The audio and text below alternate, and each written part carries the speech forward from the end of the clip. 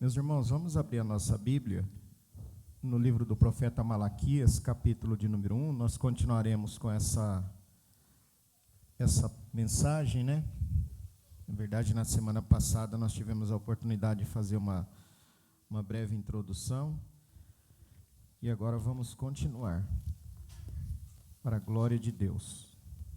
Livro do profeta Malaquias, capítulo de número 1, versículo de número 1 até o versículo de número 14.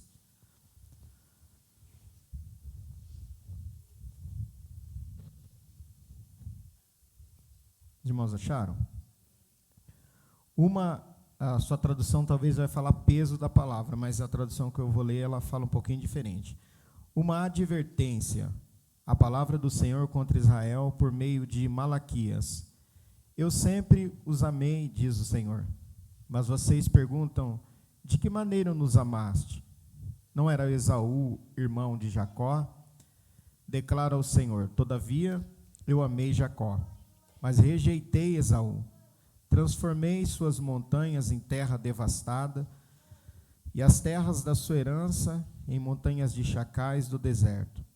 Embora Edom afirme, fomos esmagados, mas reconstruiremos as ruínas. Assim diz o Senhor dos Exércitos.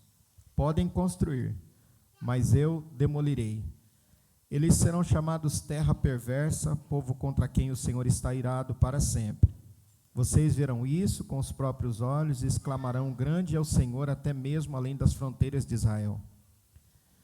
O filho honra a seu pai, e o servo o seu senhor. Se eu sou pai, onde está a honra que me é devida? Se eu sou o Senhor, onde está o temor que me devem? Pergunta o Senhor dos Exércitos a vocês, sacerdotes. São vocês, trazendo comida impura ao meu altar. E mesmo assim ainda perguntam, de que maneira te desonramos ao dizerem que a mesa do Senhor é desprezível? Na hora de trazerem animais cegos para sacrificar, vocês não veem mal algum. Na hora de trazerem animais aleijados e doentes, como oferta, também não veem mal algum. Tentem oferecê-los de presente ao governador, será que ele agradará de vocês? E agora, sacerdotes, tentem apaziguar a Deus para que tenham compaixão de nós.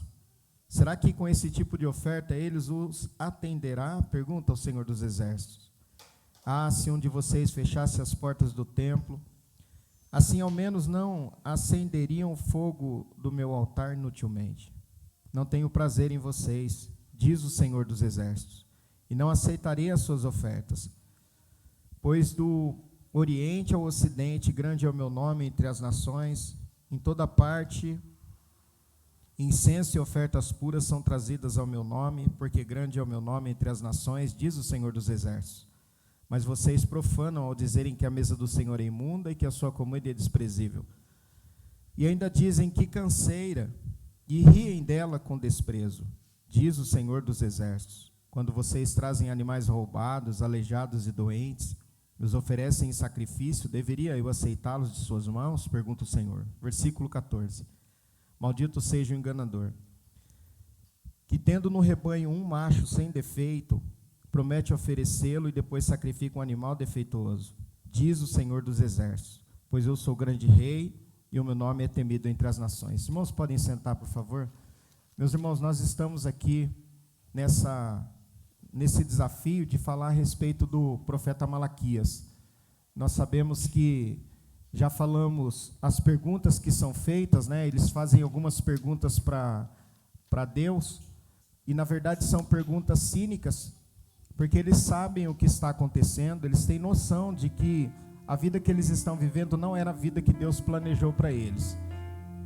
Nós sabemos que essas profecias de Malaquias, elas foram proferidas em um tempo de profundo desânimo para o povo de Deus.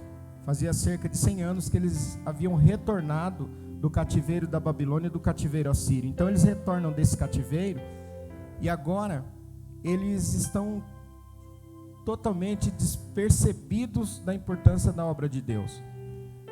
E eles passam a viver uma vida como se Deus não existisse. Passa a fazer parte da nação de Israel o formalismo religioso. o culto que era prestado agora ao Deus Todo-Poderoso não era o mesmo culto que Deus havia falado para eles prestarem em Levítico.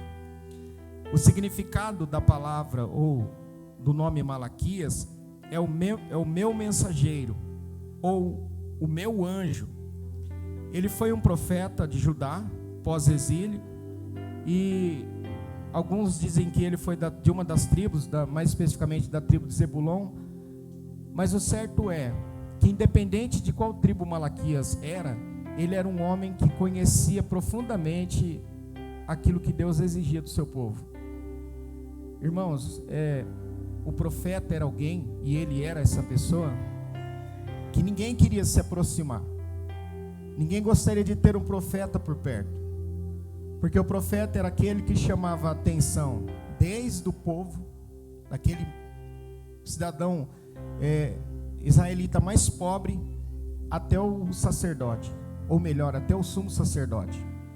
Porque eu falei aqui na quarta-feira passada que enquanto o sacerdote ele intercede pelo povo e ele leva os pecados do povo até Deus, o profeta, me parece, eu acho que seria essa talvez uma colocação interessante, que parece que é o coração de Deus bate no o coração do profeta bate no compasso do coração de Deus.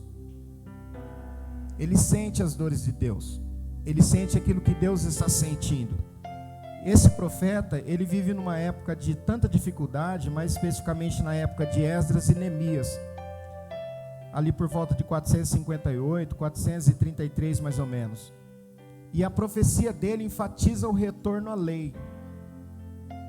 Eu não sei se vocês se lembram que quando o povo retorna do cativeiro, a Bíblia nos diz que eles têm tanta vontade de ouvir a lei, que é montado um púlpito, ou um estrado, ou um tablado, e eles fazem a leitura da lei de cedo até meio-dia, e o povo se põe a chorar, porque eles sentem a necessidade de ouvir a lei.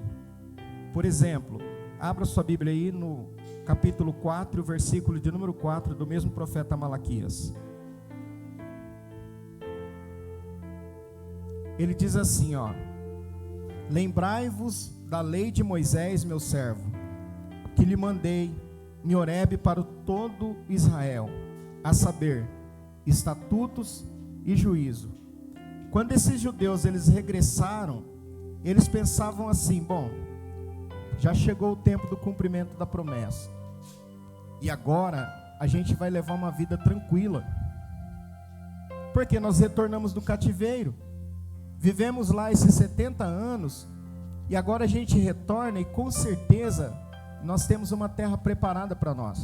Mas o que acontece não é isso.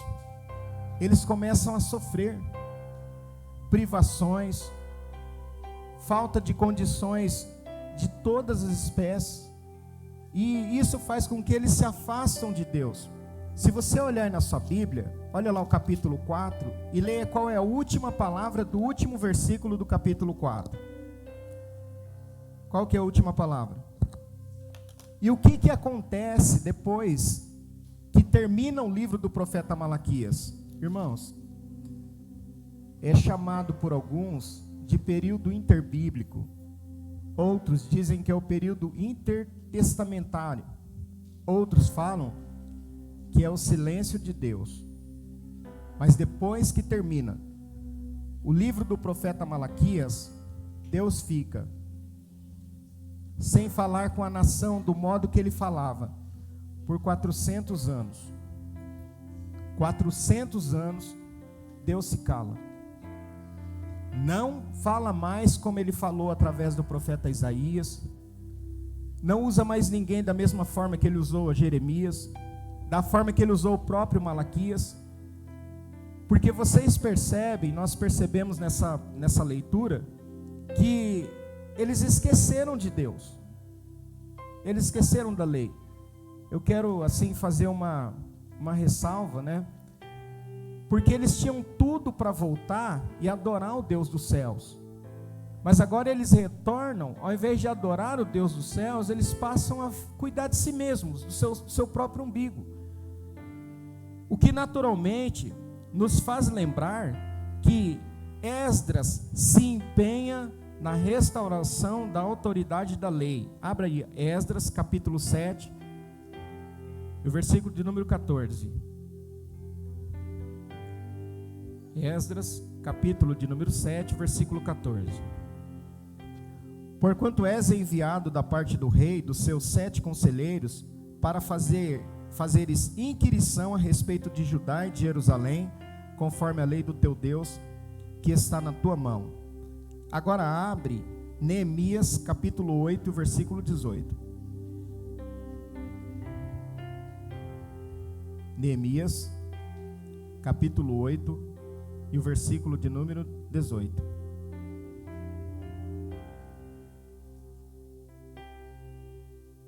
E de dia em dia, Esdras leu no livro da lei de Deus, desde o primeiro dia até ao derradeiro, e celebraram a solenidade da festa 7 dias, e no 8º dia houve uma assembleia solene, segundo o rito.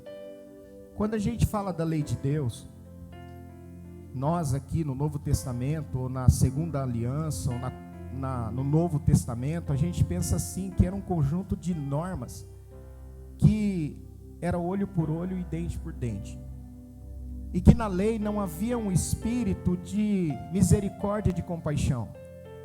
Mas quando a gente olha Deus agindo no Antigo Testamento, na Primeira Aliança, nós percebemos que Deus, ele continua agindo com compaixão. Irmãos, sempre foi compaixão, sempre foi misericórdia, porque o significado da palavra lei é Torá. Torá significa orientação ou instrução, ou seja, Deus, ele estabelece a lei para orientar o povo. A lei era o parâmetro, era aquilo que Deus criou e mostrou, dizendo assim: olha, vocês sigam as minhas normas e as minhas instruções para que vocês vivam. A lei, eu comecei a falar isso na quarta-feira passada e não dei sequência porque não deu tempo. Mas a lei, e agora a gente vai entrar um pouquinho mais nisso. A lei era o pedagogo. Abra sua Bíblia aí em Gálatas capítulo 3, versículo de número 23. Aos Gálatas, capítulo de número 3, versículo de número 23 ao 26.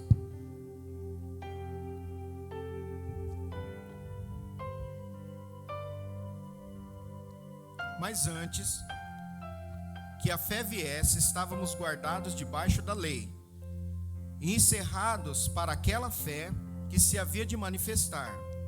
Versículo 24. De maneira que a lei nos serviu de aio para nos conduzir a Cristo, para que pela fé fôssemos justificados. Mas depois que veio a fé, já não estamos debaixo de aio, porque todos sois filhos de Deus pela fé em Cristo Jesus. O que a lei era, ou para que a lei servia? A lei que Israel deveria cumprir agora que eles retornam do cativeiro, irmão, é uma tristeza o que eles fizeram, porque eles conheciam a Deus, eles sabiam a lei de Deus, só que eles retornam e se esquecem da lei de Deus. E o pior, e a gente vai ver isso melhor, mas as perguntas que eles fazem para Deus aqui são perguntas cínicas, são perguntas que eles sabiam a resposta. Hoje a gente vai falar da primeira pergunta. Deus se apresenta para eles como Deus que é o que ensina, porque aio significa paidagogos ou pedagogos. Hoje o pedagogo é aquele que orienta na escola, mas o pedagogo aqui da lei era um homem, uma pessoa contratada na qualidade de quase que escravo, para ensinar um filho judeu, um judeuzinho, a lei de Deus, e ele instruía esse judeu na lei de Deus. Então quando Paulo no Novo Testamento diz que a lei serviu de aio, ele está dizendo, a lei serviu para ensinar o caminho da retidão e o caminho da justiça, porque na lei de Deus estava isso é maravilhoso, na lei de Deus estava o coração de Deus. Deus, ele se revela ao seu povo mostrando a sua lei, e nessa lei ele tem o seu coração. Tanto que quando Moisés recebe as tábuas da lei, e não era somente aquilo, nós sabemos que depois foram adicionados outros mandamentos, mais ou menos 613, mas quando Moisés recebe essa lei, que Deus diz assim: olha, vocês não podem ter outros deuses além de mim, eu sou o Senhor. Deus estava mostrando para eles que o coração deles deveria ser um coração totalmente voltado ao Deus Todo-Poderoso, e que quando eles permitissem que a idolatria entrasse na vida deles, eles se perderiam, porque o homem, Deus sabe que o homem é propenso à idolatria, ou não? Eu não tenho uma imagem bem grande de um Deus diferente do Deus Todo-Poderoso na minha casa, mas eu posso perfeitamente, ou imperfeitamente, melhor dizendo, ter um Deus, adorar a mim mesmo, que é o culto do ego. Então, quando Deus mostra a lei, Ele está dizendo assim, ó, ela é um parâmetro, e ela é o guardião, o pedagogos. Entre os gregos e romanos, esse nome era aplicado a escravos dignos de confiança, que eram encarregados de supervisionar a vida e a moralidade dos meninos pertencentes à elite. Então ele estava dizendo assim, ó, eu estou dando uma lei, e vocês observem essa lei, e essa lei é a expressão do meu amor por vocês. E nessa lei ele fez algumas coisas. Assim como Esdras e Neemias, o profeta Malaquias também falou contra o casamento com mulheres estrangeiras. Olha aí, Malaquias capítulo 2, versículos 11 ao 15, irmãos. Dá uma olhadinha aí. Livro do profeta Malaquias, capítulo 2, versículos 11 até o 15. Judá tem sido desleal, e abominação se cometeu em Israel e em Jerusalém, porque Judá profanou o santuário do Senhor, o qual ele ama, e se casou com a filha de Deus estranho. O Senhor destruirá das tendas de Jacó o homem que fizer isso, o que vela e o que responde, o que apresenta uma oferta ao Senhor dos Exércitos. Versículo 13. Mas ainda fazeis isto outra vez, cobrindo o altar do Senhor de lágrimas, com choro e com gemidos, de sorte que ele não olha mais para a oferta, nem aceitará com prazer da vossa mão. E dizeis, por quê? Ó, faz uma pausa. Eles vinham para o altar e cobriam o altar do Senhor com lágrimas. A Bíblia diz que o Senhor, através do profeta Malaquias, fala assim, eu não estou aceitando. Eles fazem uma pergunta para Deus e falam assim, mas por que o Senhor não está aceitando as nossas lágrimas? Aí ele diz, versículo de número 14, e dizeis, por quê? Porque o Senhor foi testemunha entre ti e a mulher da tua mocidade, com a qual tu foste desleal, sendo ela tua companheira e a mulher da tua aliança. E não fez ele somente um, ainda que lhe sobrava o espírito. E por que somente um? Ele buscava uma descendência para Deus. Portanto, guardai-vos em vosso espírito, e a ninguém seja infiel. E ninguém seja infiel para com a mulher da sua mocidade. Ele estava dizendo assim, ó, porque Deus estabeleceu o casamento monogâmico. Deus estabeleceu o casamento com uma mulher.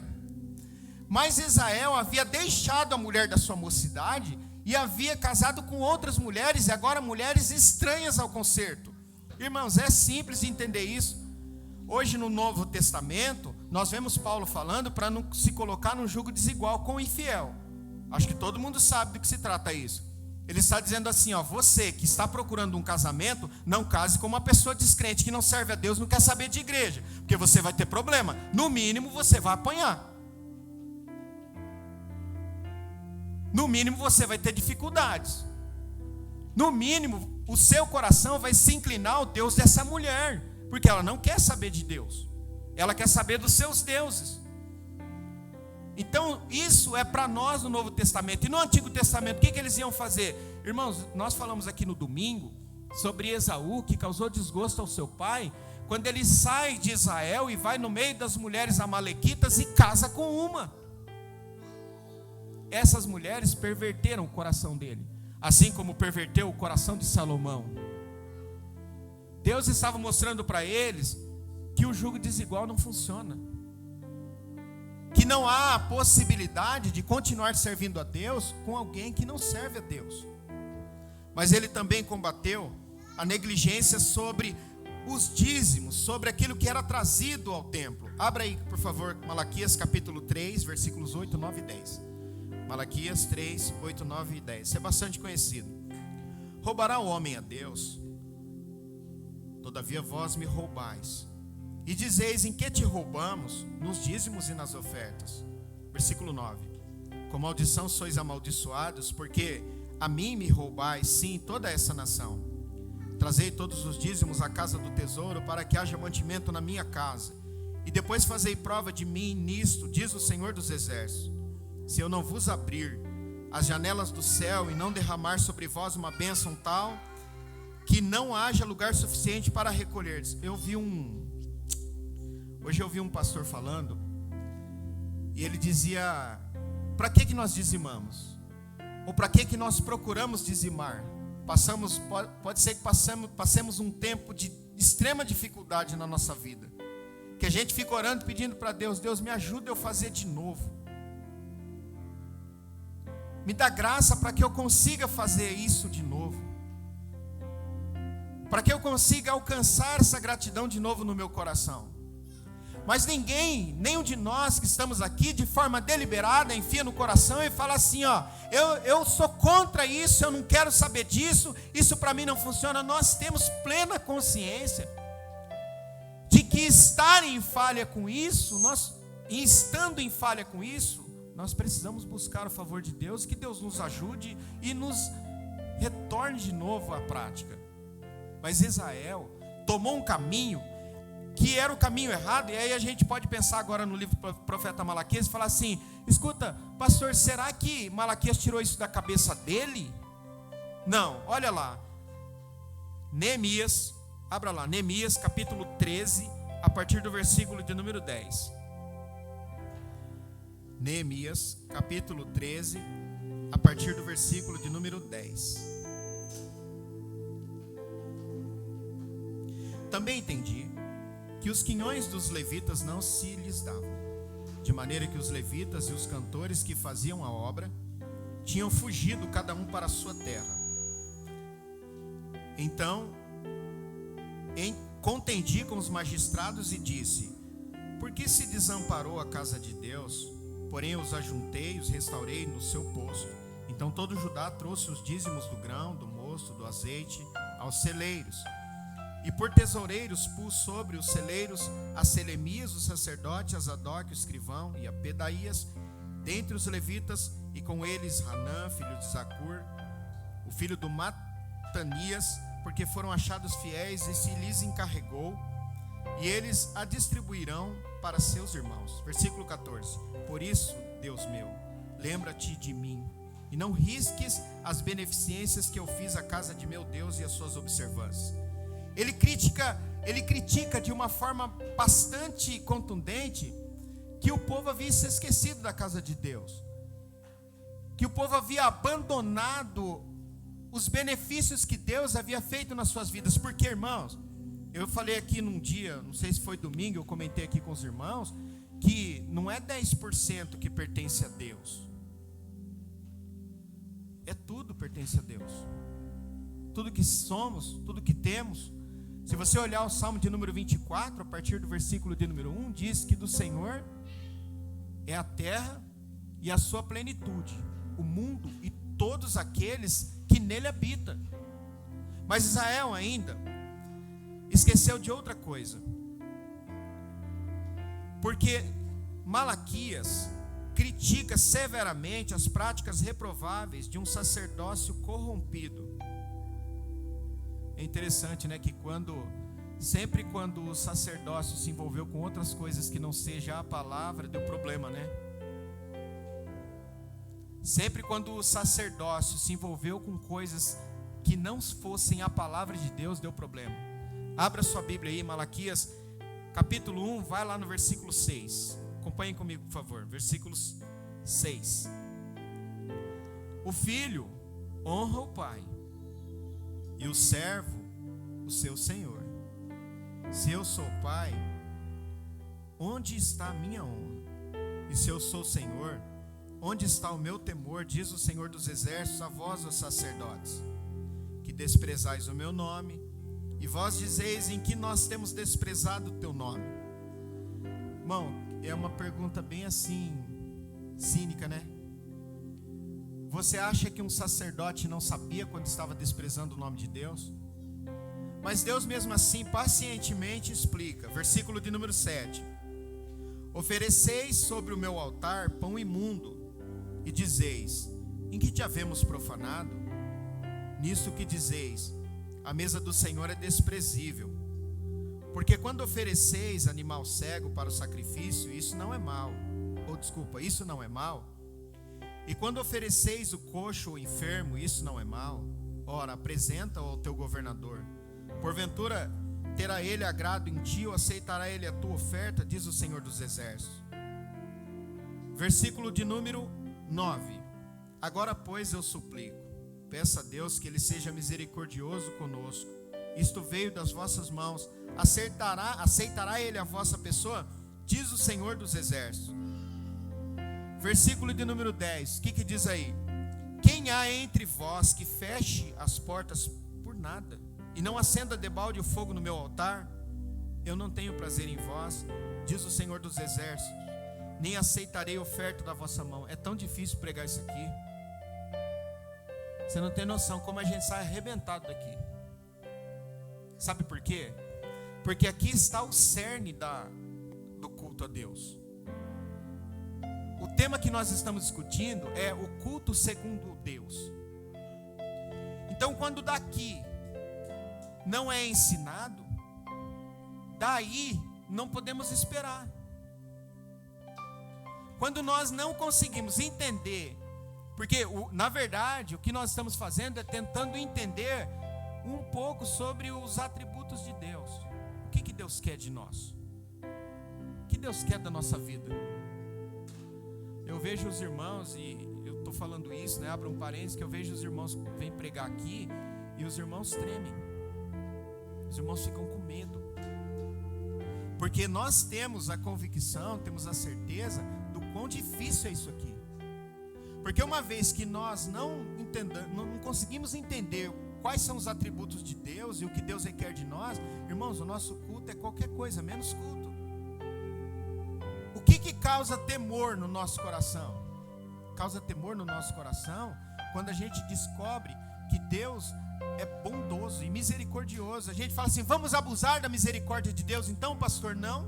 A gente pensa assim, hoje o pecado na nossa vida é um acidente, sim ou não?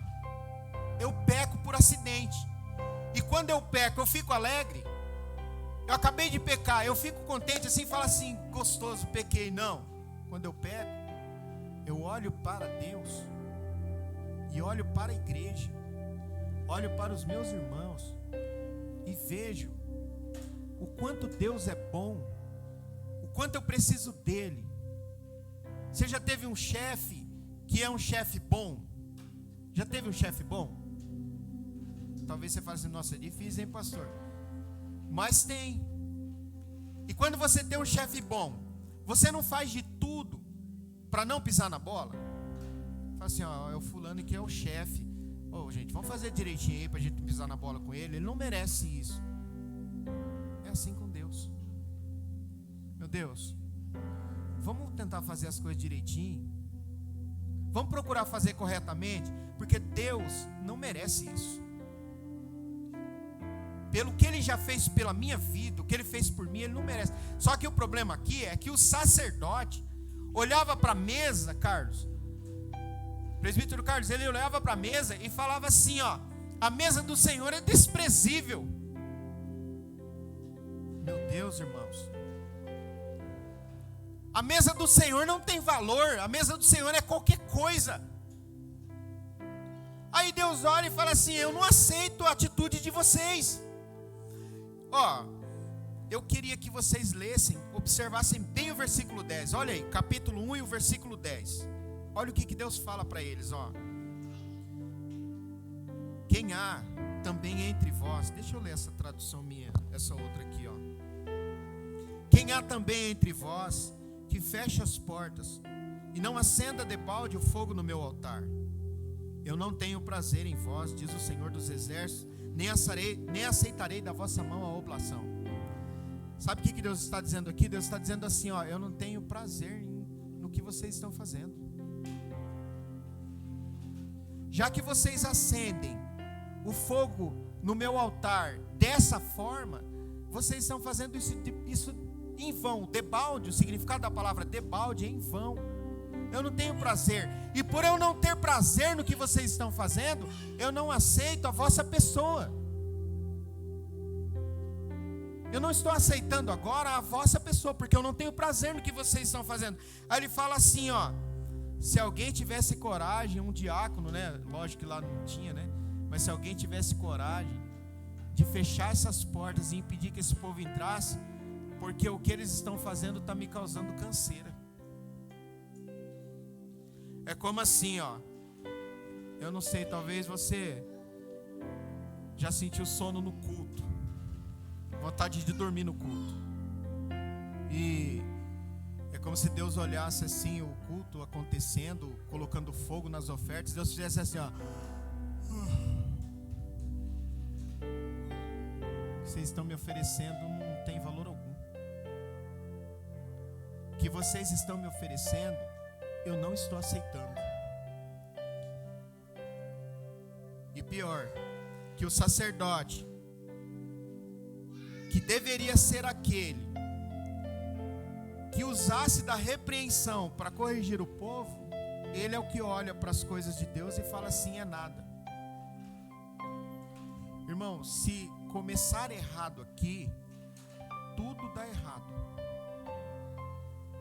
Funciona assim. Você olha, você fala à igreja assim, ó, é simples o que eu faço. A minha oração e a nossa oração é: Deus, envie soldados para esse exército.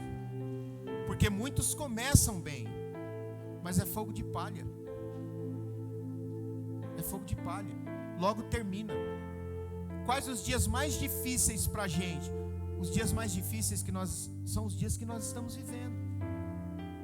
Os dias em que você precisa dos irmãos, em que você precisa de alguém que se apresente voluntariamente e fala: eis-me aqui, eu estou aqui para fazer. Só que o duro é que nesse caso aqui especificamente, os sacerdotes deitaram. E há um ditado que diz que quando o líder senta, os liderados deitam. E quando o líder deita, o que será que os liderados fazem? Desmaiam. Da onde deveria vir as exortações, as chamadas de atenção para o povo tomar jeito? Não tinha isso. Mas também ele repreende o povo pelos pecados sociais praticados. Abra aí Malaquias 3:3, irmãos, por favor. Malaquias capítulo 3 e o versículo de número 3. Deixa eu ver nessa outra tradução aqui. E assentar-se-á, afinando e purificando a prata, e purificará os filhos de Levi, os afinará como ouro e como prata. Então ao Senhor trarão ofertas em justiça. Agora vamos lá então fazer um paralelo, um contraponto com Neemias capítulo 5. Deixa eu ver se eu anotei certo aqui, se é o 5 ou se é o 13, irmãos.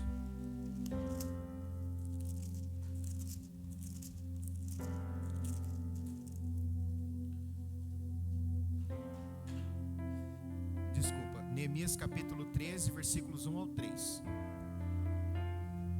Neemias capítulo 13, versículos 1, 2 e 3. Diz assim, ó: naquele dia, leu-se no livro de Moisés aos ouvidos do povo, e achou-se escrito nele que os amonitas e os moabitas não entrassem jamais na congregação de Deus. Versículo 2: porquanto não tinham saído ao encontro dos filhos de Israel com pão e água, antes assalariaram contra eles a Balaão para os amaldiçoar, ainda que o nosso Deus converteu a maldição em bênção. Versículo 3: sucedeu, pois, que ouvindo eles esta lei, apartaram de Israel toda mistura. Havia pecado social. Não tem problema. Nós estamos vivendo tempos difíceis, época difícil, em que a igreja, ela precisa, eu acho estranho a gente usar esse termo, porque esse termo ele foi usado de forma pejorativa. Eu não sei se você sabe, mas alguns chamam a gente de protestantes, né? Já deve ter ouvido isso. Esse termo ele foi por muito tempo utilizado de uma forma pejorativa, para usar de desdém com aqueles que protestaram contra aquilo que a Igreja Católica vinha fazendo, aquilo que a Igreja Católica vinha cobrando, não é? Só que é um termo que até se torna um tanto quanto bom, porque nosso trabalho como igreja é protestar contra a injustiça, e a injustiça em todos os sentidos. Por isso que agora a igreja tem se mostrado, tem se apresentado, não é? Eu não sei se você sabe, mas só vou dar um exemplo de injustiça social, né? Nós temos a igreja como uma atividade essencial. Ela não é uma atividade essencial? Não tenha dúvidas que a igreja é uma atividade essencial. Alguém lá, numa lei federal, diz que a igreja é uma atividade social. Por que ela é uma atividade social? É uma atividade essencial. Irmãos, porque se você ficar sem igreja, é fácil? As pessoas conseguem ser crentes nas suas casas? Muito difícil. As pessoas não conseguem manter uma vida regrada na palavra dentro das suas casas. Você acha que é como alguém disse certa vez: mas eu fui em culto ano passado, ano retrasado, e eu nem lembro lá o que foi pregado. Aí outra pessoa diz para ele assim: mas você lembra o que você comeu ano passado, o ano retrasado? Né? Tem gente que não lembra nem o que comeu hoje na hora do almoço. Você lembra? Não lembra nem? Tem que pensar um pouco assim e falar assim: o que foi mesmo que eu comi? Eu lembro.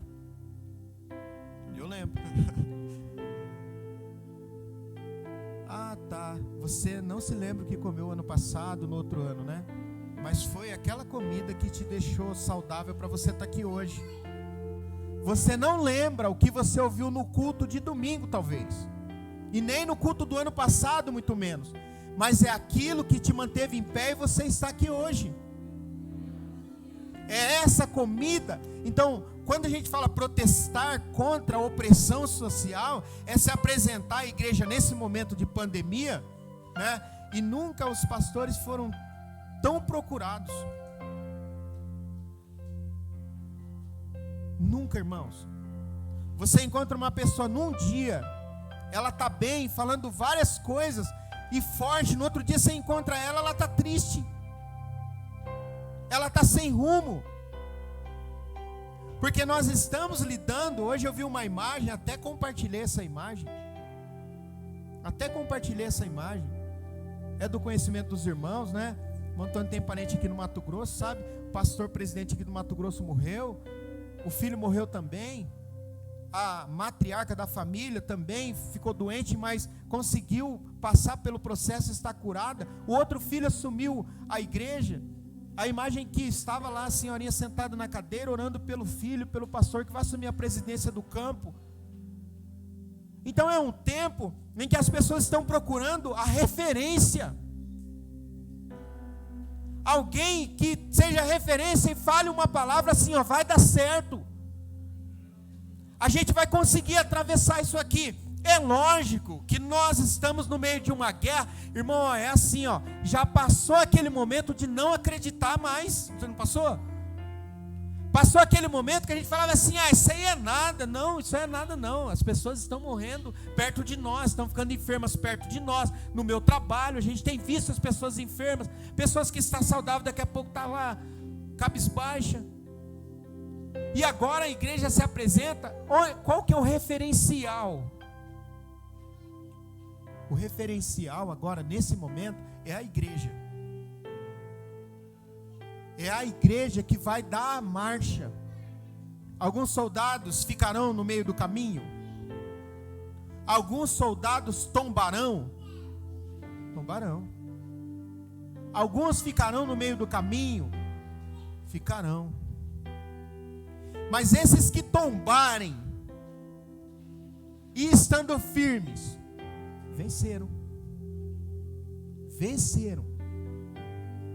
Combateram o bom combate e venceram. Irmãos, presta atenção aqui, nesse momento E é isso que Neemias está dizendo a respeito de protestar contra os pecados sociais praticados. Ele está dizendo assim: igreja, se levanta como baluarte da verdade. E a nação falhou isso. Todos esses detalhes nos mostram claramente que o profeta Malaquias, presta atenção, enfrentou os mesmos problemas que Esdras e Neemias enfrentaram. Foram contemporâneos. E são os mesmos problemas que nós enfrentamos. Eu fiquei assim, curioso. Nós passamos aqui, alguns irmãos que estão aqui, como pastor, é um culto de ensino, e a gente ficou fazendo live aqui durante um tempo. Os irmãos vieram aqui, e vinha no meu coração, e a pergunta que a gente fazia assim entre nós, e conversava, é: depois de tudo isso, quando a igreja reabriu, o que será que vai acontecer? Alguns pensavam assim: a igreja vai voltar. A gente está fazendo só um contraponto a respeito da situação que eles viviam de letargia espiritual e o que nós estamos vivendo. E alguns falavam assim: o povo vai voltar com sede. O povo não vê a hora de vir para a igreja. Irmãos, olha, a experiência que eu tenho tido e que nós pastores temos tido não é essa. Não é essa. Você vê crentes colocando no Facebook hashtag fique em casa, porque ele sempre quis ficar em casa. Ele não está ficando em casa porque a pandemia está obrigando a ficar em casa, é porque ele queria ficar em casa e agora ele tem uma justificativa para não voltar mais. A opção de estar no culto de domingo, escolhe qualquer outra coisa, sabendo que a qualquer momento as coisas podem mudar tudo de novo e a gente voltar na estaca zero. Vocês sabiam? Mas mesmo assim a pessoa corre o risco e fala assim: eu tinha alguma coisa legal para ir do domingo. Aí você fala assim: meu Deus do céu, a qualquer momento a gente pode voltar no zero. A qualquer momento tudo, mas parece que não houve. A impressão que a gente tem é que ainda falta alguma coisa para a igreja acordar. Está faltando alguma coisa. Por quê? Não é possível. Nós estamos vendo os nossos irmãos morrendo, os pastores morrendo. A gente está vendo os irmãos próximos de nós ficando doentes. A gente está vendo os irmãos mais idosos querendo vir para a igreja, muitas vezes não podendo. A gente está vendo tudo isso e a gente não acordou. Não sei o que falta. Eu não sei. Sinceramente, eu não sei. Então a experiência que nós temos tido depois de tudo isso, ou no meio de tudo isso, irmão, a gente está assim, 2020 tem sido um ano difícil, tem ou não tem? Mas a gente não vê a hora de mudar esse calendário, porque todo dia é uma nova, todo dia uma coisa. E a igreja? Aí você olha para a igreja e você fala assim: meu Deus, mas o que os irmãos estão pensando? Não estou falando da de São Lucas, eu estou falando de igreja de Jesus. Aí me veio um pensamento. Por isso que a Bíblia diz em Apocalipse que a igreja do arrebatamento é a igreja que estará dizendo assim, alguém sabe? Maranata. O que significa Maranata? Para a igreja dizer Maranata, a hora vem Senhor Jesus, é porque os tempos não estarão bons. É a igreja, presbítero Antônio, que a começar pelo pastor vai estar dizendo: Jesus volta, volta, Jesus volta, Jesus volta, Jesus me busca, Jesus não aguento mais, Jesus me leva embora, Jesus me leva, Jesus me leva.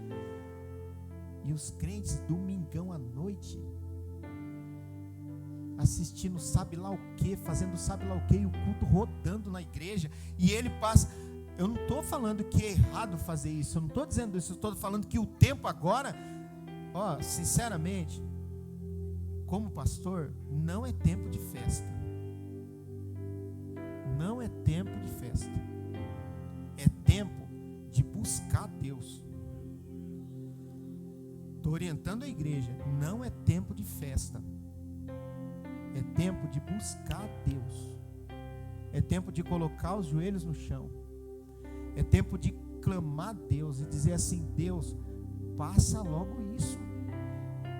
Nos dá forças para a gente. Porque você que está aqui nessa noite, aqui, conseguiu chegar aqui e tem prazer de estar na igreja, você pode falar assim: Deus, obrigado, porque eu sou um milagre. Irmão, é um milagre você ter vontade de vir para a igreja.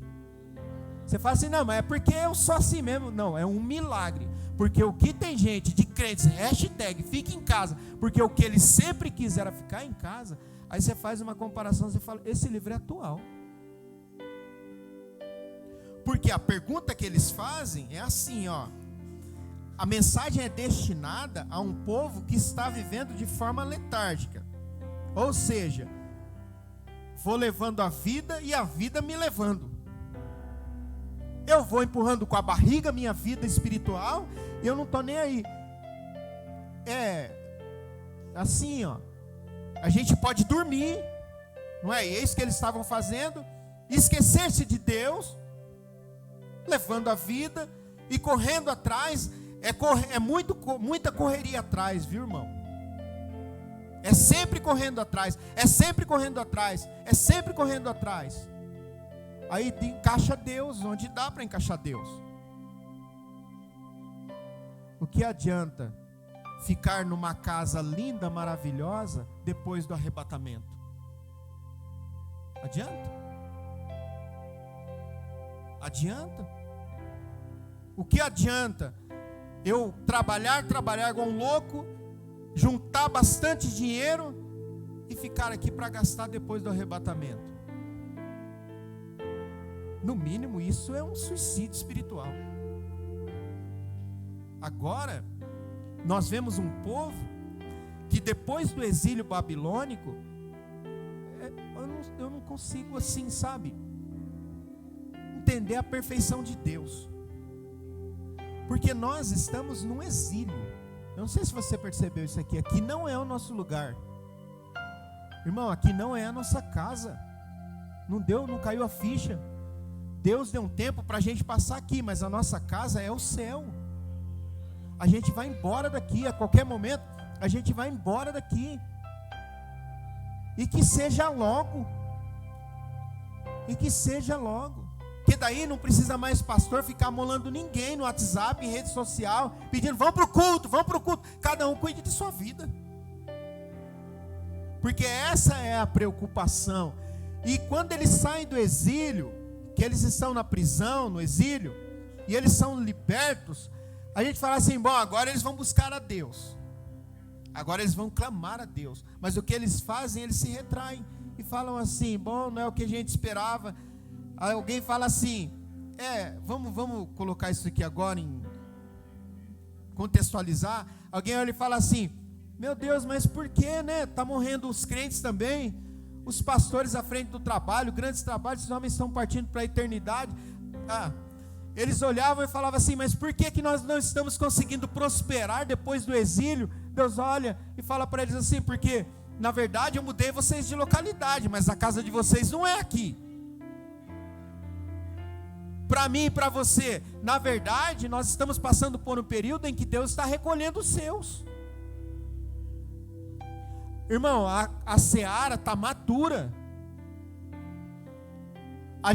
Nós estamos numa condição, se talvez a sua ficha não caiu, ou de alguém que esteja assistindo, e talvez você fale assim: nossa pastor, mas que palavra é essa, que conversa é essa? Nós estamos num ponto que a gente não sabe quem é o próximo da fila. É assim que funciona. Porque o vírus chega e é assintomático, não faz nada. O outro, ele chega, é forte, saudável, mata.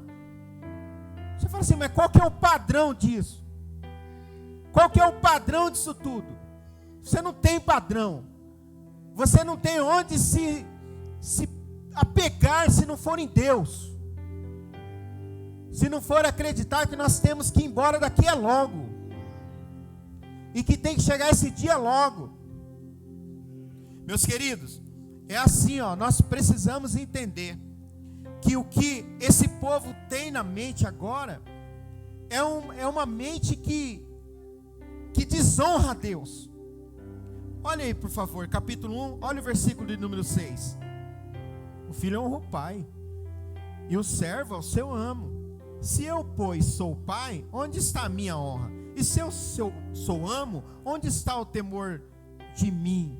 Diz o Senhor dos Exércitos, a vós os sacerdotes, que desprezais o meu nome, e vós dizeis, em que temos nós desprezado o teu nome?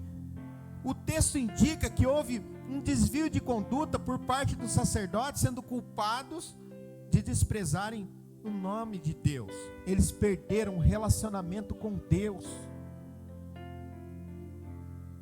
É perfeitamente possível um sacerdote perder o relacionamento com Deus.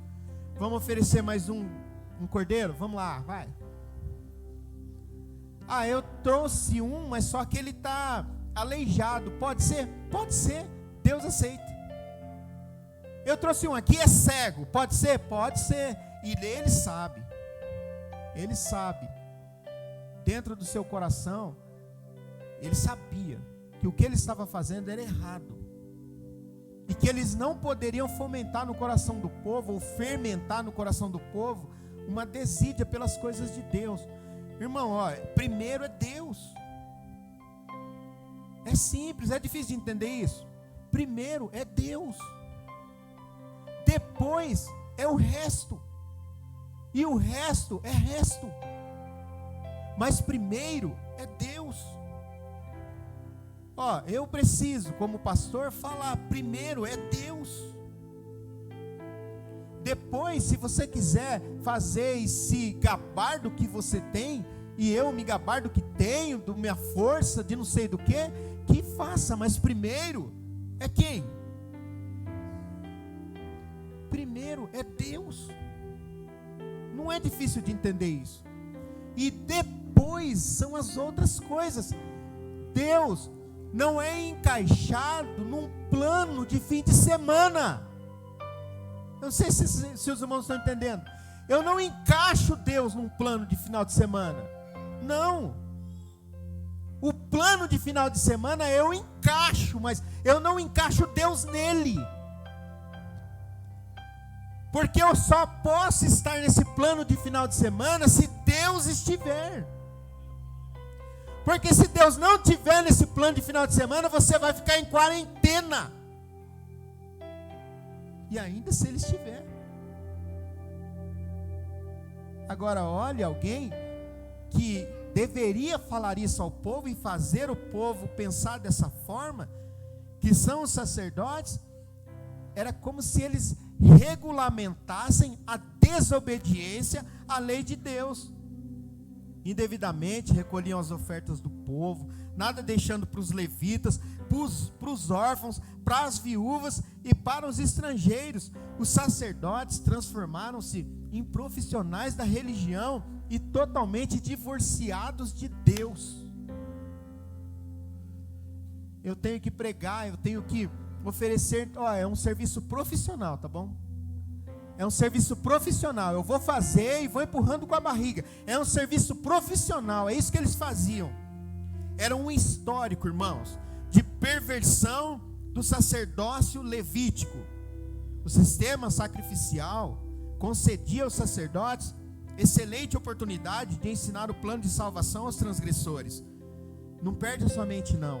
No entanto, os rituais celebrados pelos sacerdotes no santuário foram pervertidos. O sacrifício de animais tornou-se uma fonte de renda para eles. Alguns dos sacerdotes corruptos viram perfeitamente que quanto mais o povo pecasse, presta atenção nisso aqui,